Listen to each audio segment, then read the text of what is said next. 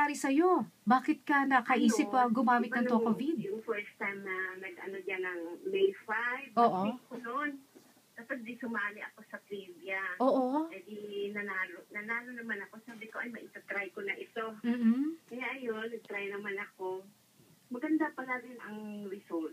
Anong nangyari? Bakit? Ano ba problema mo dati, Florentina? Yung buhok ko, Oh. yung parang naglulugas siya. Naglulugas na, oo. Tapos? Tapos di, nakainom naman ako niyan. Parang maganda ang resulta niya.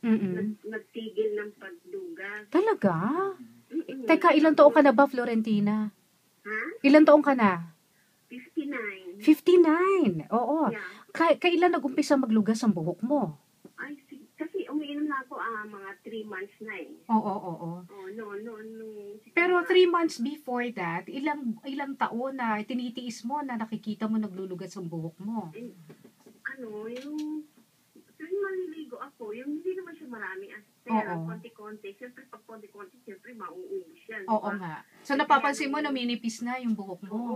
Oo. Kaya mula nung dinig ko kayo, nag-try na ako. Tapos nung naubos ko na nga yung pinaka-price ko yan, bumili na ako ng Mercury. Tapos, and then, napapansin ko, may mga allergy pa nga ako sa paa. Sabi ko, bakit parang kumikinis? Wow! Kumikinis ang paa mo! Wow! Oo, talaga? Parang siya, nag-flat ba yung kasi may allergy ako. So, nawala yung allergy, kuminis ang paa, nadagdagan pa ang iyong hair. Makapal na ba ang hair mo ngayon, Florentina? Katamtaman pa lang. Pero at least, naman ako nag-take. Oo, 3 months. After 3 months, nagkaroon na ng pagbabago talaga ng maganda yung iyong buhok. Tapos, hirap pati ako matulog. Oo. Sa gabi. Oo. Kaya nung unti-unti, napapansin ko, ba nakakatulog na ako? Na ang tulog ko. Wow. Maganda pala ito. Sabi ko gano'n. Tapos, sabi ng mga katrabaho ko, Flor, sabi, parang di-slim ka. Sabi, slim ka rin? Wow. Oo. Parang nababawasan din yung timbang ko. Kahit pa unti-unti. Ay, di syempre, nagbumukhang bata si Flor.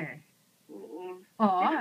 Totoo nga yung sinabi nila na parang umaning balat mo. Gumaganda yung balat mo, na-stretch, tapos sabi mo nga, yung allergy mo. Rosy? Oh, nagro-rosy cheeks ka na? Ha? Medyo rosy-rosy na, ang mapink-pink. Yung parang makinis talaga siya. Wow, nakakatuwa naman, Lord. Yun ang kagandahan. Kaya at least, pag sumusweldo ako, hindi po pwede talagang wala akong budget bumili yan. Kahit 7 pieces linggo-linggo bumibili ako. Ano ba trabaho mo, Flor? So work sa isang company, sa isang garment. So, every sweldo mo, talagang naglalaan ka para sa iyong Tocovid. Naglalaan talaga ako. Kasi nga sabi mo, maganda sa kalusugan mo, maganda para sa iyong buhok at saka sa iyong balat. Kaya hindi dapat pinaghihinayangan talaga yan. Napapansin ko yun kasi wala naman ako ibang tinitake nun eh. Bali, ito lang, tagang sinay ko na solo lang siya iinumin ko. Itong Tocovid. Para makita ko yung resulta. Ay, maganda naman. Oo, nakakatuwa. Kita mo nga, ang ganda-ganda rin ng iyong tinig. Ibig sabihin, masaya talaga si Flor.